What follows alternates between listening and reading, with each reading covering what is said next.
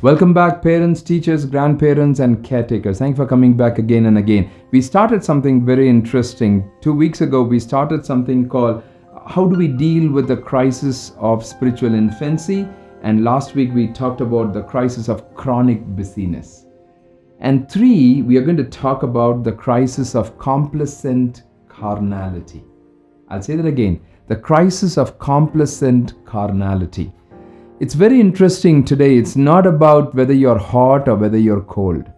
The most dangerous space that our children are getting into, our teenagers are getting into, it's not either hot or cold. No. They're getting into that space of lukewarm.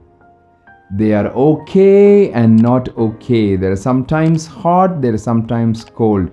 They have learned to pretend, they have learned to, fake it. They have learned to act, they have learned to fake spirituality, and they're beginning to move on. I was talking to one of the girls, one of the teenager a few months back, and she grew up in this home that's very strong on the spiritual spaces, and they have these, rigid evening prayers and the family devotions. And I just said, oh my goodness, so you've been in that place where your parents have taken a lot of time. And she was like, yeah. And I said, oh, I'm sure, there are many parents don't even do it. Your parents have been doing it. That's just fantastic, right? She immediately blurted out. And she said, I hate those times. And I said, oh, why? And she just said, I hate those times. It's all about doing the right thing and I have to pretend.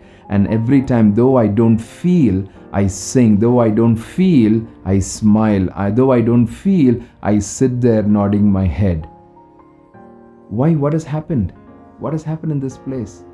In that place, there is a disconnect. With all of these things that I'm sharing with you, I'm keep on coming back to that core principle. The core principle is connection. There could be a family prayer. There could be a time that you're spending time with your teenagers or with your children. Now, is there a connection that has happened even before and after that time that you meet together? Connection is going to be very, very critical. If the connection has not been made, the children are learning to pretend. They're learning to fake. They're learning to act. Why? They don't want to cause a problem. They really don't want to cause a problem. So they're just saying, I better act out and I just better pretend. And some of them know the right answers that for this to answer. So this is a huge crisis, in our mentoring the next generation, in our discipleship of our next generation. It's the crisis of complacent carnality. Complacent carnality. We need to be in that place where we have to ask ourselves this question, is our children are really walking in that place where they love the Heavenly Father? Or are they walking in that place of getting attracted towards the world, getting attracted towards material things, getting attracted towards external things? At the same time, they're beginning to handle some of those spiritual spaces. I think the biggest danger right now is that place of being in that lukewarm space.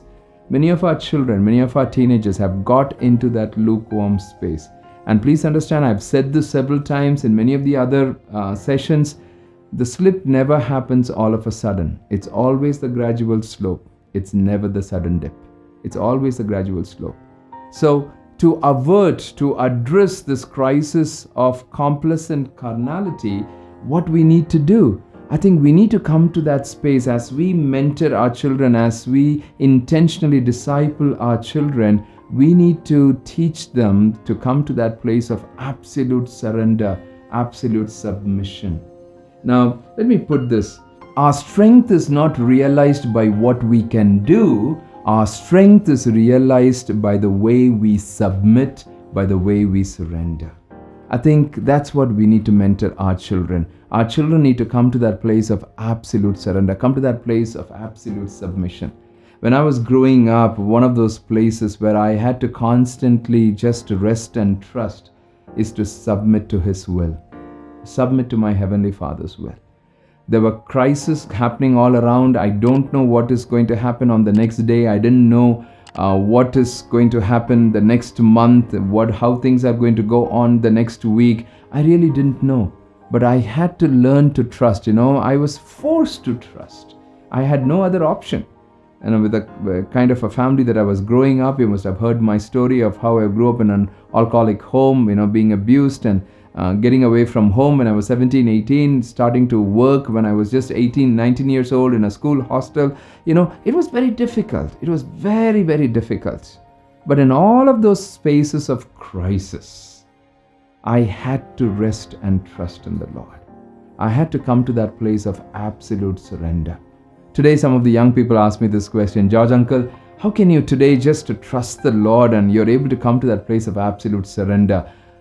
Because over the years, I have come back again and again and again to come to that place of absolute surrender. And I want to say this, my Heavenly Father has never let me down, not even once.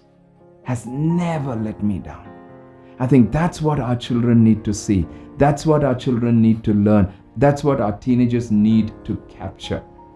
That our Heavenly Father will never, never back out, will never turn Himself down. We have to address this crisis, the crisis of complacent carnality. Complacency is in one place, and that's where it leads to that place of double standards of carnality. Thank you so much for coming back again and again. You're very serious with your life. You're very serious with the life of your children, your teenagers, and that's why you're coming back again and again. May the Lord bless you, and may God give you that grace and wisdom in your present situation, in your present scenario. Keep going. Don't give up, because He has not given up.